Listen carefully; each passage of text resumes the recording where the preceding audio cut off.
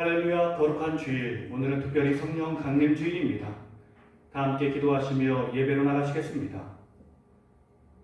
오라 우리가 여호와께 노래하며 우리의 구원의 반석을 향하여 즐거이 외치자. 우리가 감사함으로 그 앞에 나아가며 시를 지어 즐거이 그를 노래하자. 여호와는 크신 하나님이시요 모든 신들보다 크신 왕이시기 때문이로다. 거룩하신 하나님, 성령 강림 주일을 맞이하여 은혜를 사모하는 마음으로 주님을 예배합니다. 약속하신 대로 보혜사 성령님을 보내주셔서 거친 세상에서 외롭고 방황하는 주의 자녀들을 고아와 같이 버려두지 마옵소서. 참 마음으로 예배하는 성도들의 마음에 성령님의 감화를 더하셔서 진리의 말씀들이 생각나게 하시고 세상이 줄 수 없는 평안을 누리게 하옵소서. 성령 충만하여 드리는 우리의 기도와 찬송을 받아 주시옵소서. 예수님의 이름으로 기도드립니다. 아멘.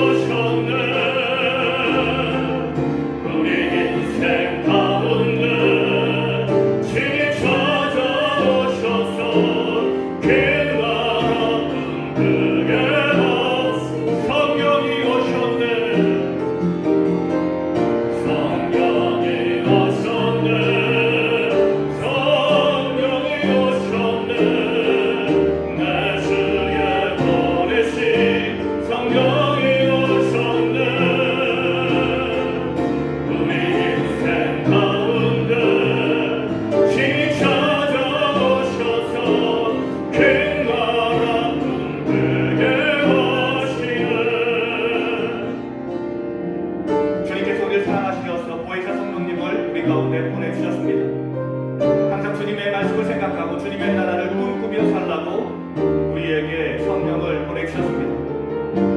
세상에 살면서 주님의 나라를 꿈꾸며 하나님의 영광을 꿈꾸며 살지 못했습니다. 이 시간 우리의 모든 죄악을 예수 그리스도의 은혜 앞에, 사랑 앞에, 십자가 앞에 고백하며 나가시겠습니다. 같이 기도하시겠습니다.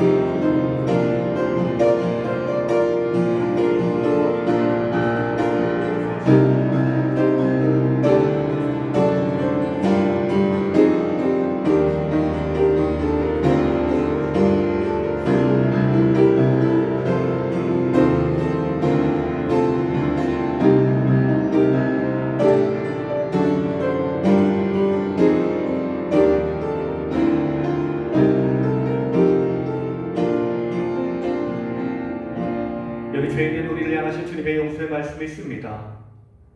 내가 그들에게 한 마음을 주고 그 속에 새 영을 주며 그 몸에서 돌 같은 마음을 제거하고 살처럼 부드러운 마음을 주어 내 율례를 따르며 내 규례를 지켜 행하게 하리니 그들은 내 백성이 되고 나는 그들의 하나님이 되리라. 주님께서 우리의 모든 죄악을 용서하셨습니다. 기쁘고 힘차게 찬양으로 나가시겠습니다.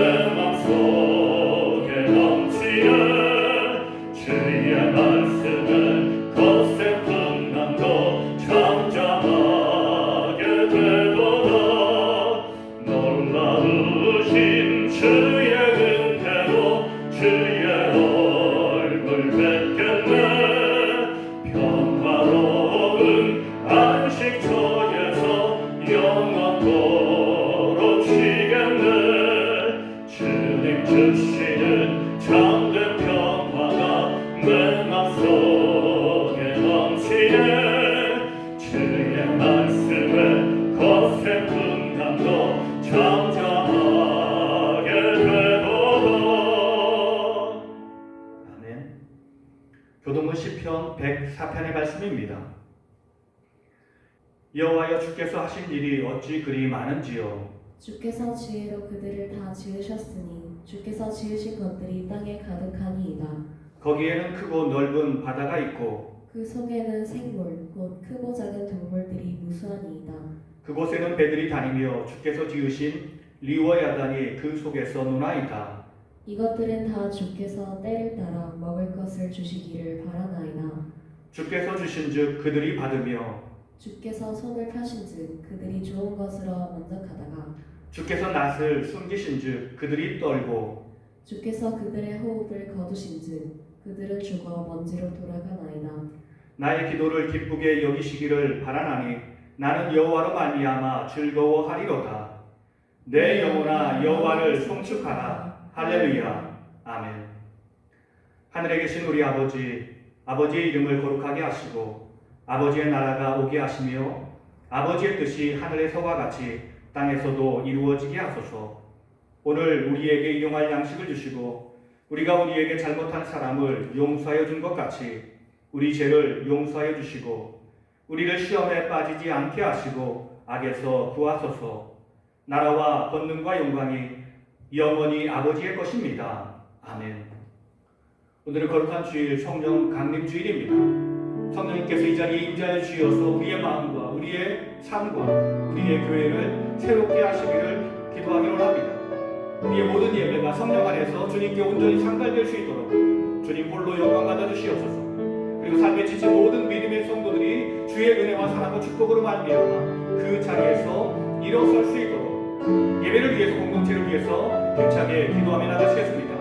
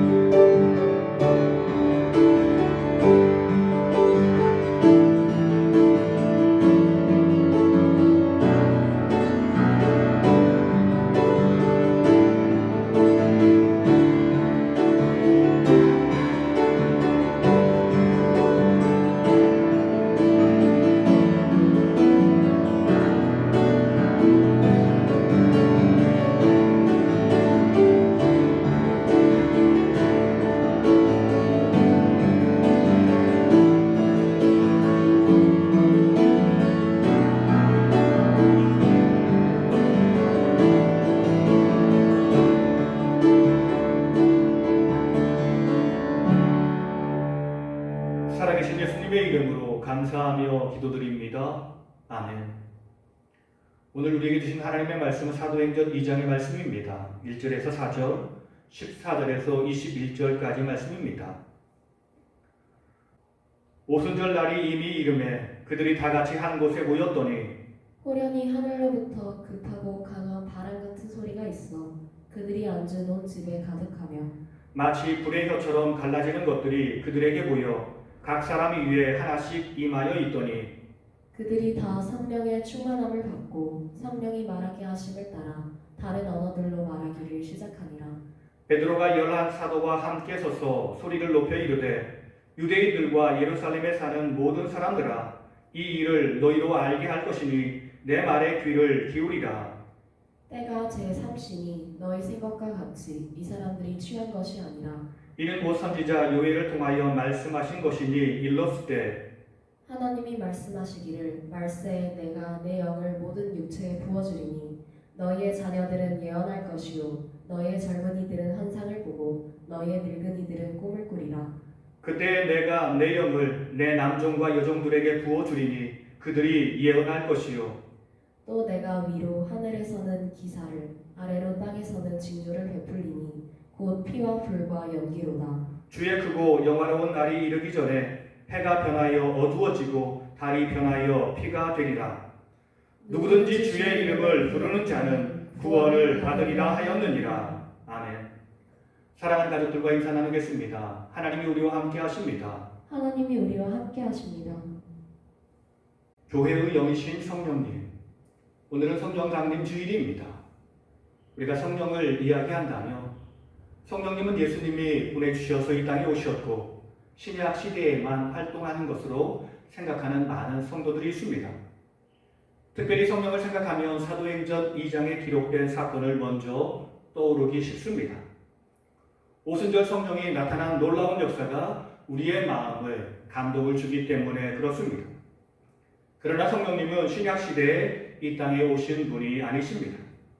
성경은 성령에 대해서 많은 이야기를 우리에게 가르쳐 주고 있습니다. 태초에 하나님이 인간을 만드셨습니다. 사람을 흙으로 만드셨고 그 코에 생기를 불어 넣어 주셨습니다. 생기란 무엇일까요? 하나님의 호흡 곧 성령님을 말씀합니다. 사람이 사람 되는 것은 곧 살아있는 존재가 되는 것은 하나님의 성령이 우리와 함께할 때임을 우리에게 가르쳐 주시는 말씀입니다.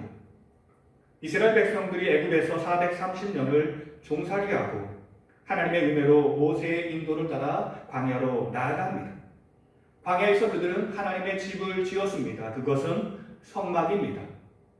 하나님의 명령에 따라 성막을 짓고 성막에서 대제사장 아론이 하나님께 번제를 드릴 때 하늘로부터 하나님의 불이 성막 가운데 임하였습니다. 레위기 9장 24절은 이렇게 말씀하십니다. 불이 여호와 앞에서 나와 제단 위에 번제물과 기름을 사른지라 온 백성이 이를 보고 소리 지르며 엎드렸더라. 이런 역사는 솔로몬의 성전을 짓고 나서 기도할 때도 똑같이 나타났습니다. 역대하 7장 1절의 말씀입니다. 솔로몬이 기도를 마침에 불이 하늘에서부터 내려와서 그 번제물과 제물들을 사르고 여호와의 영광이 그 성전에 가득하니 하나님은 하나님의 성전이 이 땅 가운데 세워질 때마다 하늘에서 불을 보내주셨습니다. 불이 무엇입니까? 곧 성령님을 말씀합니다. 성령님은 교회를 보호하시며 인도하시는 영이십니다. 이스라엘 백성들이 40년 동안 광야에서 살아갈 때 무엇이 그들을 보호하였고 그들을 인도했을까요? 불기둥, 구름기둥이 그들과 함께하며 그들을 인도했습니다. 불기둥, 구름기둥이 무엇을 가리키는 것일까요? 그렇습니다. 보혜사 성령님을 상징하는 것입니다. 모세가 성막을 지었을 때, 솔로몬이 여호와의 성전을 지었을 때 그곳에 가득한 것이 무엇입니까? 그것은 여호와의 영광이었습니다. 이 여호와의 영광 역시 성령님을 상징하는 말씀입니다. 구약의 시대에도 성령님은 성도들과 함께하며 많은 일들을 하셨고 교회를 위해서, 교회를 세우기 위해서 열심히 일하신 분이십니다. 구약의 교회와 오순절, 오순절은 6월절을 기점으로 50일 후를 말하는 것입니다. 성경은 이날을 7.7절이라고 이야기하기도 합니다. 7주 곧 49일인데 7주가 지난 다음 날이 50일째 되는 날, 곧 오순절이 되기 때문에 그렇습니다. 이 날을 농사의 관점에서는 매추절이라고 부릅니다. 곧 보리를 수확하는 절기이기 때문에 그렇습니다. 그러나 유대인들에게 오순절은 더 의미 있는 날이었습니다. 이날에 모세가 하나님으로부터 율법을 받았기 때문이었습니다. 6월절에 이스라엘 백성들이 출애굽하여 시내산에 도착하였고 50일이 되는 날, 곧 오순절에 하나님의 율법을 모세와 백성들이 받았던 것입니다. 그렇습니다. 이스라엘 백성들은 구약시대 오순절날 하나님의 율법을 받았고 그날에 성령님의 임재를 경험했습니다.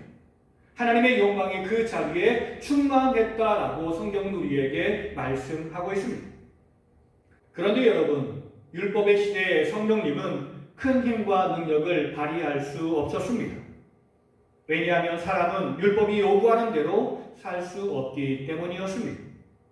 사실 이스라엘 백성들을 향한 하나님의 마음은 율법이 아닌 복음이었습니다. 그런데 이스라엘 백성들은 율법 안에 나타난 복음을 발견하지 못한 채 율법을 지켜야 구원을 받을 수 있다는 생각으로 열심히 살아왔습니다. 그래서 율법을 지키는 사람들은 자기 의에 빠져 교만해졌고 율법을 지키지 못하는 사람들은 낙망하여 하나님의 곁에서 점점 멀어지기 시작했습니다. 구약시대의 성전과 성막에서 끊임없이 죄 용서를 구하는 번제물이 쉬지 않고 하나님께 드려졌음에도 불구하고 이스라엘 백성들은 점점 하나님과 멀어지고 있었습니다. 성령님께서 각 사람의 마음 가운데 임재하시고 공동체 가운데 임재하시어서 어떤 일이 있어도 여호와 하나님만 바라보고 주를 위해 헌신하는 백성이 되어야 한다라고 가르치고 교훈하고 있음에도 불구하고 사람들은 그런 성령님의 마음을 알지 못한 채 세상으로 나아갔습니다. 이스라엘 백성들은 자기들이 하나님을 온전히 예배하지 못하여 성령님의 인도하심 속에 말씀대로 살지 못하여 하나님의 심판을 받았다고 생각하지는 않았고 이민족의 침입을 받아 전쟁에서 패배하자 이방의 우상들이 자기가 믿는 여호와 하나님보다 강한 능력이 있는 신이다라고 생각하여 그들은 신상을 가져와 성전에 두고 그것을 경배하기까지 했습니다. 에스겔 8장 3절은 이렇게 말씀하십니다. 그가 손 같은 것을 펴서 내 머리털 한 모순을 잡으며 주의 영이 나를 들어 천지 사이로 올리시고 하나님의 환상 가운데 나를 이끌어 예루살렘으로 가서 안뜰로 들어가는 북향한 문에 이르시니 거기에는 질투의 우상 곧 질투를 일어나게 하는 우상의 자리가 있는 곳이라. 이스라엘 백성들은 하나님의 성전에서 하나님과 우상을 겸하여 섬기고 있었습니다. 성령님은 그것을 참을 수 없어서 그곳을 떠나가십니다. 에스겔 11장 23절과 24절은 이렇게 말씀하십니다. 여호와의 영광이 성읍 가운데서부터 올라가 성읍 동쪽 산에 머무르고 주의 영이 나를 들어 하나님의 영의 환상 중에 데리고 갈대아에 있는 사로잡힌 자 중에 이르시더니 내가 본 환상이 나를 떠나 올라간지라. 신약 시대에 예수님이 성전에 들어가셨을 때도 마찬가지였습니다. 성전이 여호와의 영광 곧 성령 충만한 곳이 되지 못하고 율법에 찌든 종교인들이 지배하는 성전은 물건을 사고 파는 상점에 불과했던 것입니다. 예수님은 그 안에서 장사하는 모든 자들을 다 내어 쫓으셨습니다. 그런데 종교 지도자들은 그런 예수님을 싫어했고 그를 결국 죽이기까지 했던 것입니다.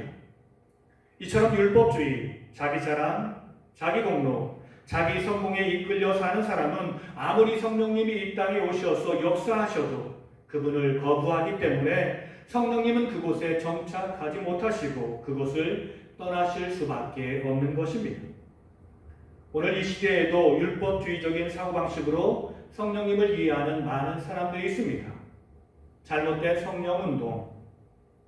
지금 이 땅의 많은 교회가 성령운동이라고 하며 방언하는 일에 집중하고 병 고치는 일에 집중하고 있습니다. 나는 하나님의 직분 계시를 받은 신사도이며 그것을 당신들은 배워야 한다라고 이야기합니다. 성령의 역사를 말하고 있지만 끊임없이 자기를 내세우며 세상 성공의 길, 다른 사람들을 유혹하는 길로 나아가고 있습니다. 이처럼 많은 교회가 잘못된 방향으로 나아가고 있는 것입니다. 성령님은 교회의 영이십니다.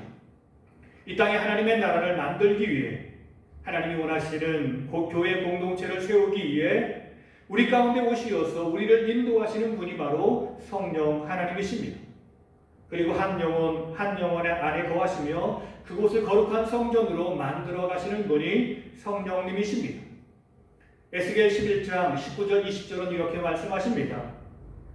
내가 그들에게 한 마음을 주고 그 속에 새 영을 주며 그 몸에서 돌 같은 마음을 제거하고 살처럼 부드러운 마음을 주어 내 율례를 따르며 내 규례를 지켜 행하게 하리니 그들은 내 백성이 되고 나는 그들의 하나님이 되리라.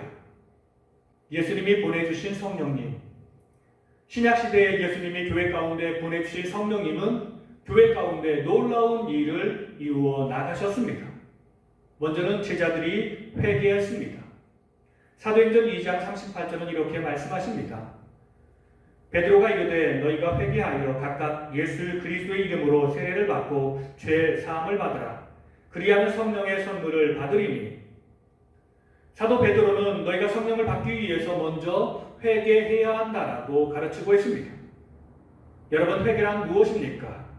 일반적으로 회개는 잘못된 생활 습관과 사고를 고치는 것이다 라고 이야기할 수 있습니다.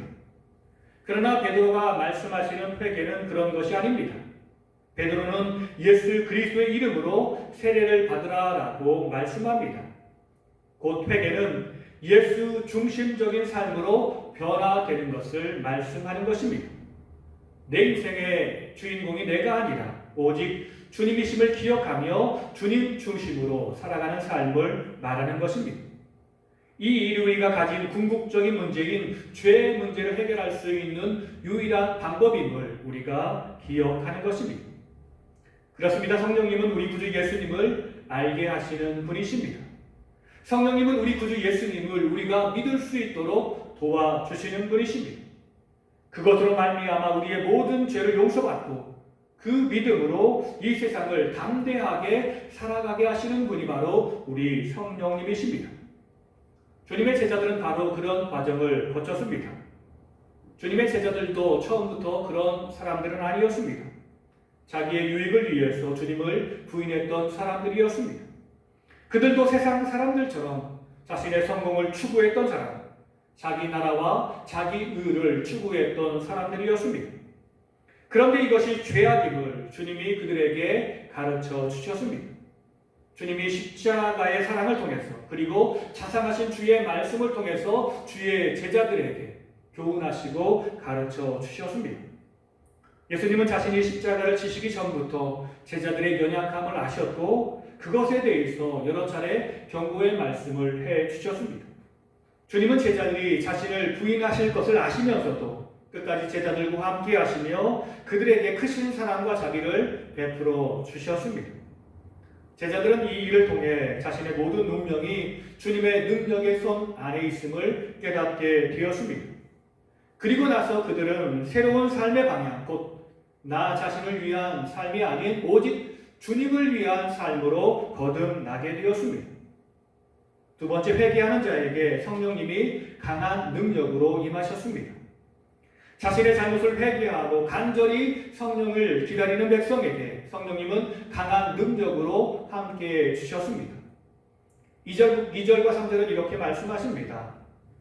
호련히 하늘로부터 급하고 강한 바람 같은 소리가 있어 그들이 앉은 온 집에 가득하며 마치 불의 혀처럼 갈라지는 것들이 그들에게 보여. 오순절날 성령님이 임하시는 것을 보면 우리는 광야 40년 동안 이스라엘 백성들을 이끄셨던 보혜사 성령님, 곧 불기둥과 구름기둥을 생각할 수 있습니다. 1400여 년 전에 성령께서 이스라엘 백성들에게 강한 능력으로 함께 하신 것처럼 예수님이 승천하신 이후에 제자들에게 성령님이 강한 능력으로 그들과 함께 하신 것입니다. 이것은 무엇을 말씀하시는 것일까요? 주님이 우리에게 말씀하십니다. 두려워 말라, 내가 너와 함께 함이니라. 놀라지 말라, 나는 내 하나님이 됨이니라. 내가 너를 굳세게 하리라. 참으로 너를 도와주리라. 나의 강한 팔로 너를 붙들고 인도해 주시리라 라고 말씀하시는 것입니다. 우리가 무엇을 하든지 우리가 어디를 가든지 하나님의 능력이 우리와 함께 하실 것임을 상징적으로 우리에게 말씀해 주시는 것입니다. 성령님은 공동체를 하나가 되게 하시는 분이십니다. 하나됨은 신앙에서 가장 중요한 요소입니다. 사실 하나됨의 기초는 예수님의 십자가의 사역을 통해 놓아진 것입니다. 예수님이 이 땅에 오시어서 이루고자 하셨던 목적은 단 한 가지, 하나됨에 있었습니다. 곧 하나님과 죄인을 연결시켜주는 그 사역을 위해 이 땅에 오셨습니다. 곧 하나님께서 우리에게 요구하는 것은 하나님과 우리 인간이 하나됨을 이루는 것이며 그 안에서 모든 사람들이 다 하나됨을 이루는 것입니다. 8절과 9절은 이렇게 말씀하십니다. 우리가 우리 각 사람이 남곳 방언으로 듣게 되는 것이 어찌 됨이냐? 우리는 바데인과 메데인과 엘람인과 또 메소포타미아, 유대와 갑바도기아, 본도와 아시아. 하나됨은 말이 통하는 세상을 말씀하는 것입니다. 우리가 잘 아는 바와 같이 하나님이 만드신 세상은 언어가 하나였습니다. 그래서 사람은 한 마음 한 뜻으로 함께 어울려 행복한 삶을 누릴 수 있었습니다. 그런데 아담과 하와가 죄를 지은 이후부터 아담의 말과 하와의 말은 달라지기 시작했습니다. 서로가 자신을 지키기 위해, 자신을 변호하기 위해 말을 하다 보니 사람의 말들이 통하지 않게 된 것입니다. 그럼에도 악한 사람들은 악한 사람들끼리 마음이 통하기 쉽습니다. 우리가 창세기 11장을 보면 악한 사람들이 마음을 모아 하나님을 대적한 일을 기록하고 있습니다. 그것은 바벨탑을 쌓고 하늘 끝까지 올라가 보겠다라고 그들이 교만함을 보인 것입니다. 그들은 한마음 한뜻이 되어 하나님을 대적했고 끊임없이 자기를 높이는 교만함에 빠져 살았습니다. 그때 하나님은 그들을 심판하셨습니다. 그 심판은 그들의 언어를 혼잡케 함으로 그들의 마음을 흩어버리신 것입니다. 오늘 우리가 살아가는 이 세상이 혼잡한 세상입니다. 자기의 주장만 옳다라고 주장하는 사람으로 가득한 세상인 것입니다. 주님을 알지 못하는 사람들이 그렇게 산다면 그것이 큰 문제가 되지 않겠지만 주님을 알고 믿는 사람 역시 끊임없이 자기 주장으로 세상을 혼잡하게 만들어 나가고 있습니다. 방언의 역사는 무엇을 말하는 것일까요? 오순절에 모인 많은 사람들은 유럽 사람들도 있었고 소아시아 사람들도 있었고 중동 사람들도 있었고 북아프리카에 사는 사람들도 있었습니다. 그런데 그들 모두가 자기의 언어로 사람들이 이야기하는 것을 들을 수 있었습니다. 방언의 역사는 혼잡한 언어가 하나로 회복되었음을 의미하는 기적이었습니다. 하나님의 저주가 끝나고 이제 하나님의 새로운 역사가 시작되어 우리 모두는 다 한 언어로 하나가 될 수 있음을 상징하는 일이었습니다. 그래서 모든 사람이 서로 마음을 통하는 관계로 회복되었음을 의미하는 기적이었던 것입니다. 그렇다면 우리가 무엇으로 하나를 이룰 수 있을까요? 서로의 말이 통하는 유일한 방법은 무엇일까요? 그것은 오직 복음으로 우리가 하나 될 수 있습니다. 복음은 세상을 하나 되게 하는 유일한 통로입니다. 자기의 이야기를 하며 세상은 분열하고 세상은 싸움이 생기지만 우리가 우리 주님 예수 그리스도의 복음의 이야기를 하면 우리는 하나 될 수 있습니다. 우리를 위해 십자가를 지신 예수 그리스도, 그리고 그 죽음의 능력을 이기시고 부활하신 예수 그리스도, 승천하시어 지금도 우리와 함께 하시며 우리를 통해 주의 일을 이루어 나가시는 예수 그리스도, 우리가 그분 예수님께 집중하며 모든 성도는 주 안에서 하나가 될 수 있습니다. 하나님을 알지 못하는 조선 땅에 선교사님들이 들어왔을 때 조선에 사는 많은 사람들은 우리의 모습과 다른 선교사님들의 모습을 보고 우리의 언어와 다른 그 선교사님들의 그 말을 보고 처음에는 그들을 거부했습니다. 그런데 선교사님들이 전해준 예수 그리스도의 복음이 생명의 능력임을 알게 되고 사람들은 예수 그리스도를 나의 구주로 믿었고 그 믿음 안에서 선교사님과 조선 모든 사람들은 다 하나가 될 수 있었습니다. 한 가족이 되었고 한 마음이 되었고 한 형제가 되었습니다. 오늘 우리가 가는 곳이 어느 곳이든지 예수 그리스도의 이름으로 믿는 모든 사람들은 다 그 안에서 하나를 이룰 수 있습니다. 오직 예수 안에서 복음의 이야기를 함께 나누며 사랑을 나눌 수 있는 것입니다. 곧 방언의 역사는 모든 민족에게 복음이 전해질 것을 의미하는 기적이었습니다.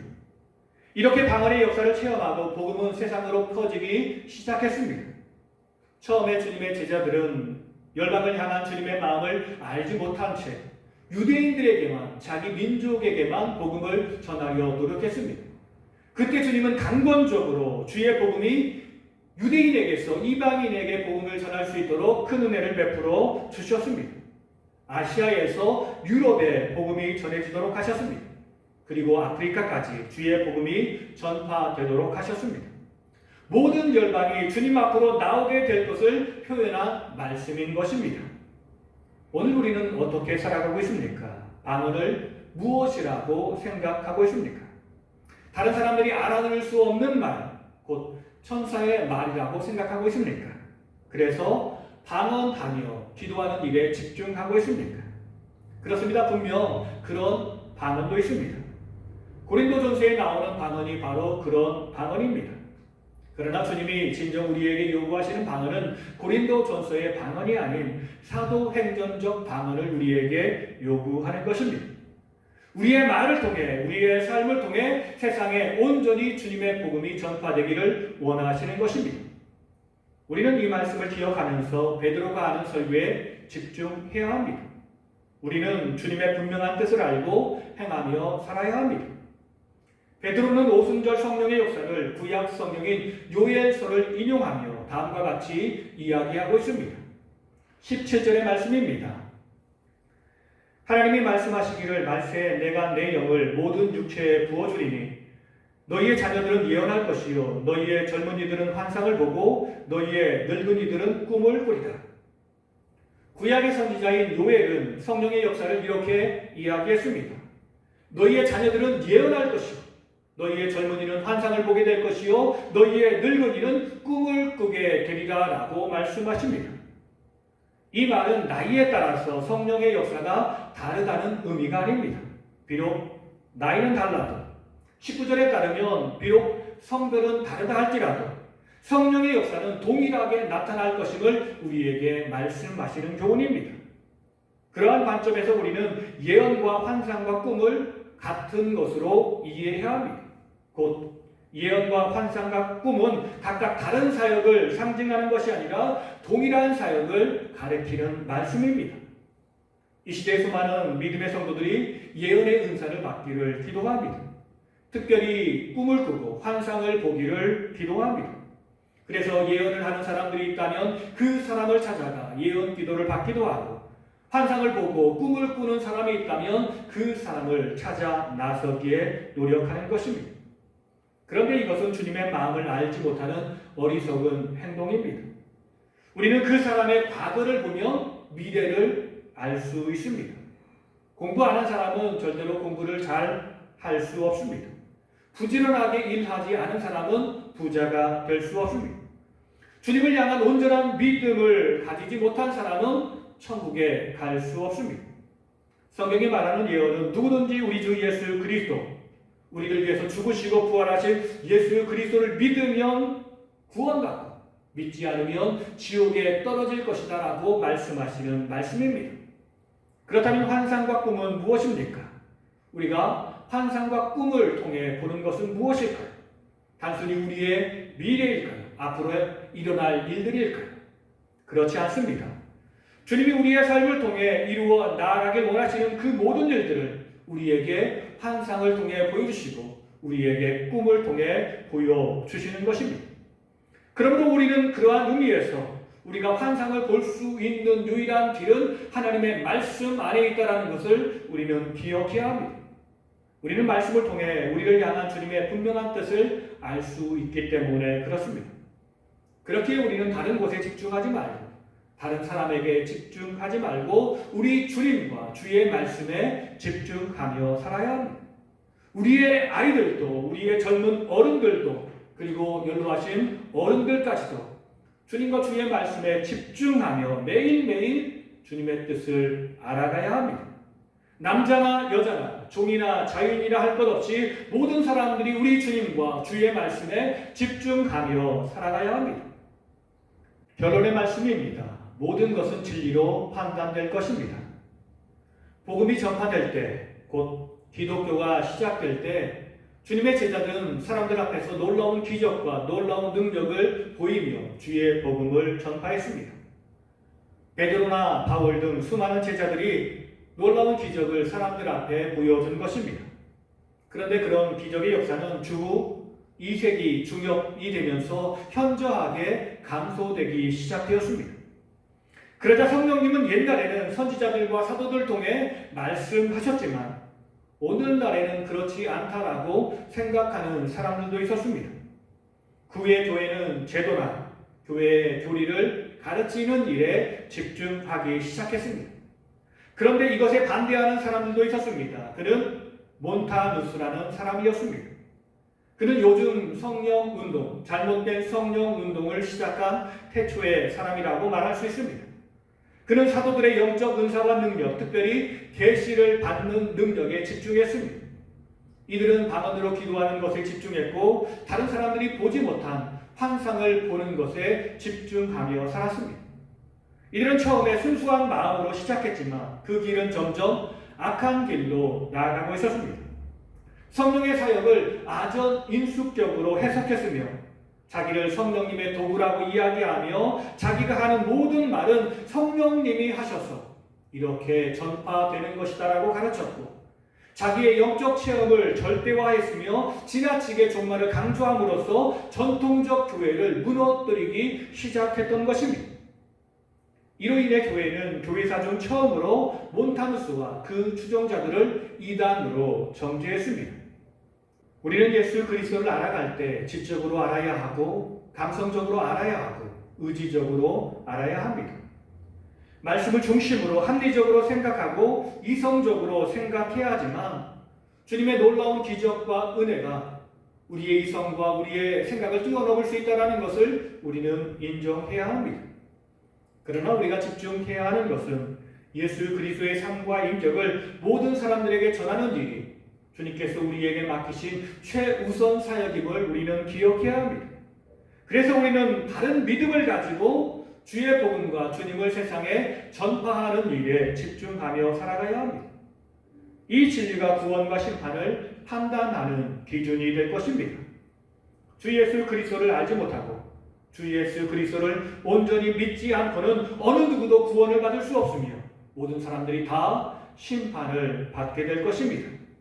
성령님은 분명히 우리에게 그것을 말씀하시는 분이십니다. 20절과 21절은 이렇게 말씀하십니다. 주의 크고 영화로운 날이 이르기 전에 해가 변하여 어두워지고 달이 변하여 피가 되리라. 누구든지 주의 이름을 부르는 자는 구원을 받으리라 하였느니라. 그러므로 우리는 주님을 믿는 일에 집중하며 살아야 합니다. 보혜사 성령님이 우리와 함께 하시며 우리를 돕고 우리에게 힘을 주며 우리를 인도해 주실 것입니다.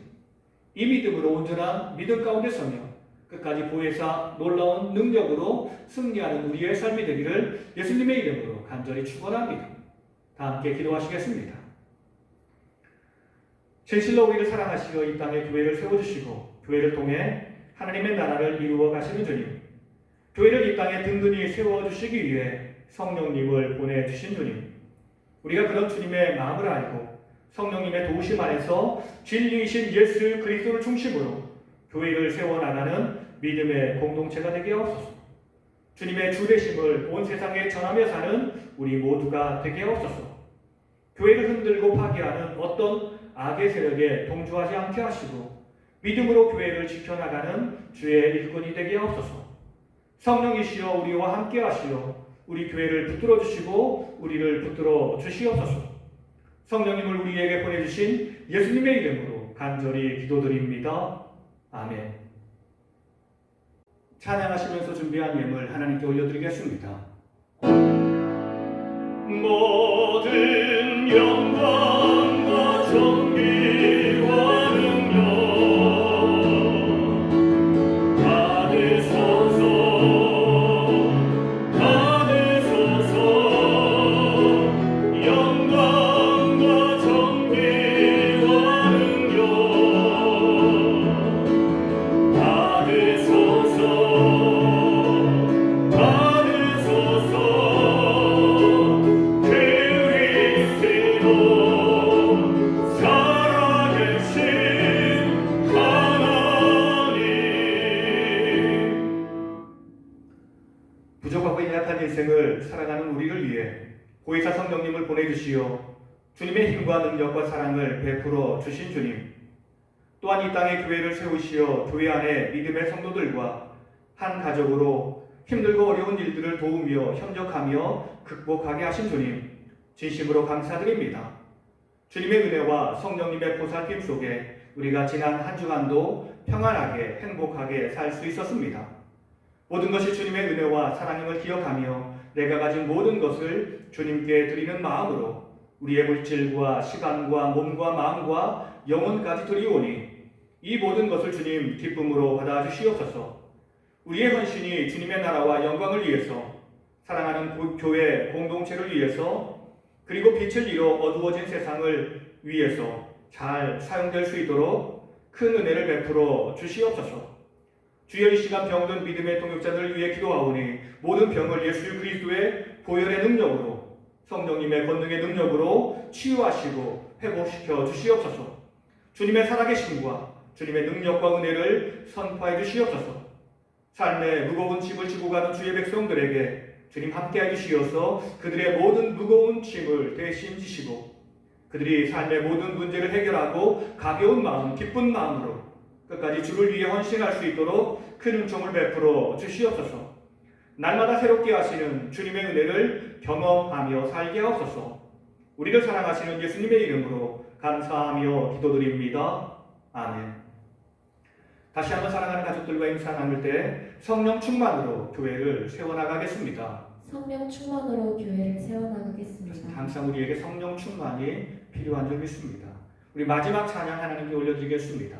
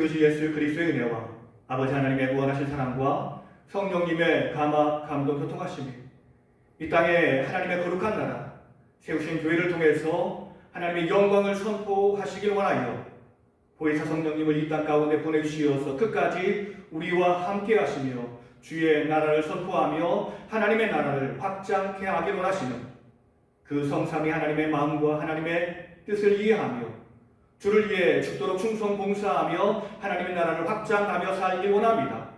기도하며 결단하며 삶의 현장으로 나가시는 사랑하는 성도님들과 가정과 자녀들의 삶 가운데 주님께서 빚값으로 세우신 우리 작은 시학교회에 이 땅에서 주를 예배하는 모든 백성들과 이 땅을 살아가는 모든 백성들 위해 이제부터 영원토록 함께하옵시기를 간절히 축원하옵나이다. 아멘.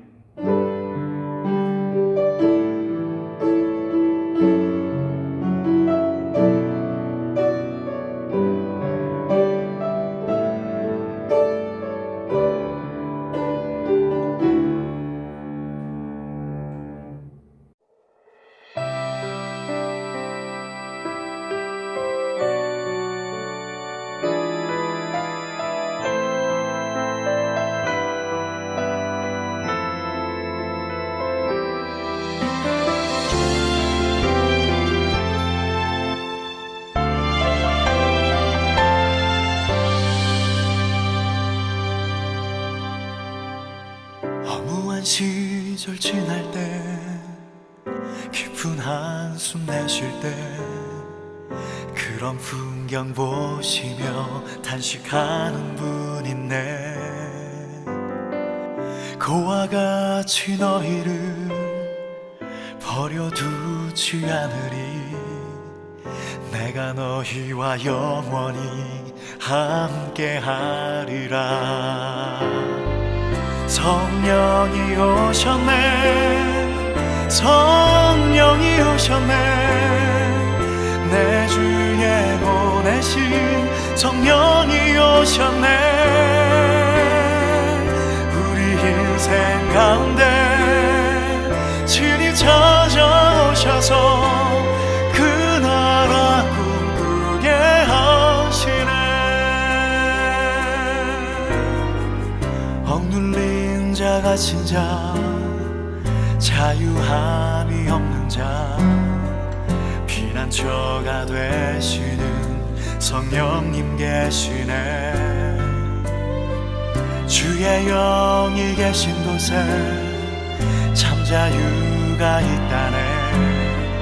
진리의 영이신 성령이 오셨네. 성령이 오셨네.